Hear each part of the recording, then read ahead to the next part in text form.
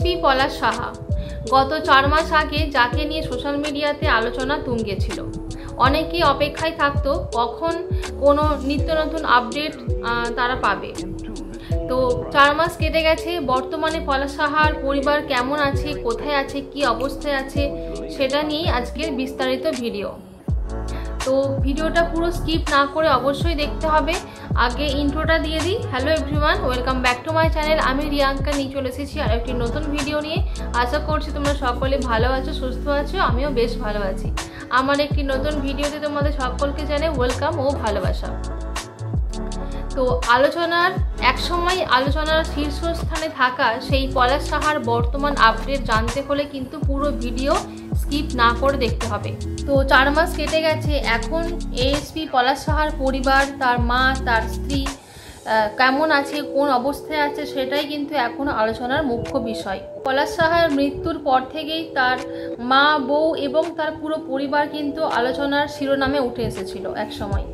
পলাশ সাহার মৃত্যুর পর তার পরিবার ছন্নছাড়ার মতো হয়ে গেছে। তাদের পরিবারের কেউই কিন্তু আর আগের মতো ভালো নেই।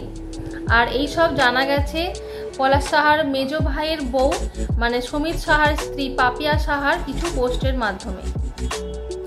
পরিবারের একজন সদ্য পৃথিবী ছেড়ে চলে যাওয়াতে কেউ যে ভালো থাকবে না এটাই স্বাভাবিক।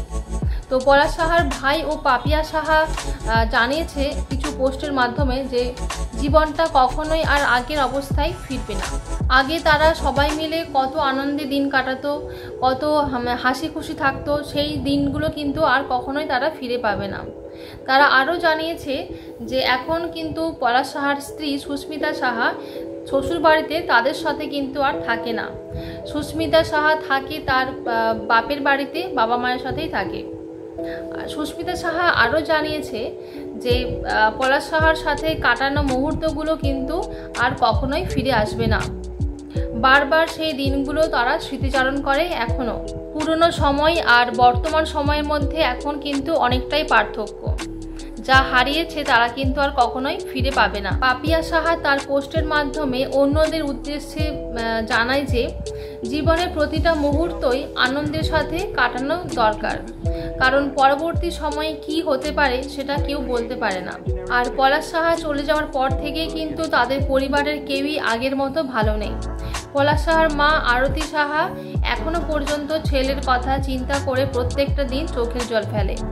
আর পলাশ সাহার স্ত্রী সুস্মিতা সাহাও কিন্তু তার স্বামীর চিন্তা করে করেই প্রত্যেকটা দিন কাটায়। পলাশ সাহার মেজ ভাই সুমিত সাহা ও তার স্ত্রী পাপিয়া সাহা কিন্তু এখনও মাঝে মাঝে নানা রকম পোস্টের মাধ্যমে পুরনো দিনের কথা মনে করে পলাশ সাহাকে নিয়ে তাদের পুরনো কিছু ছবি পোস্ট করে।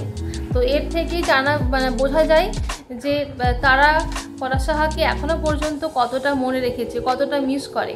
আর পলাশ সাহা ও তার মেজ ভাইয়ের বয়সের কিন্তু বেশি দিনের পার্থক্য নয়। তো সেই জন্য সুমিত সাহা তার ভাইয়ের শোক কিন্তু ভাইকে হারানোর শোক এখনও পর্যন্ত কাটিয়ে উঠতে পারেনি। দুঃখ কষ্টে কোনো মতে তাদের দিনগুলো কেটে যাচ্ছে। আর পাপিয়া সাহা তার পোস্টের মাধ্যমে এও বলে যে সব কিছুই সৃষ্টিকর্তার হাতে, আমাদের হাতে কিছুই নেই, যা হবে সৃষ্টিকর্তার ইচ্ছেতেই হবে। তো এইভাবে আমাদের দিন কাটাতে হবে। তো এই ছিল আজকের ভিডিও। তো আজকের ভিডিওটা সম্পর্কে তোমাদের কি মতামত অবশ্যই কমেন্টে জানিও।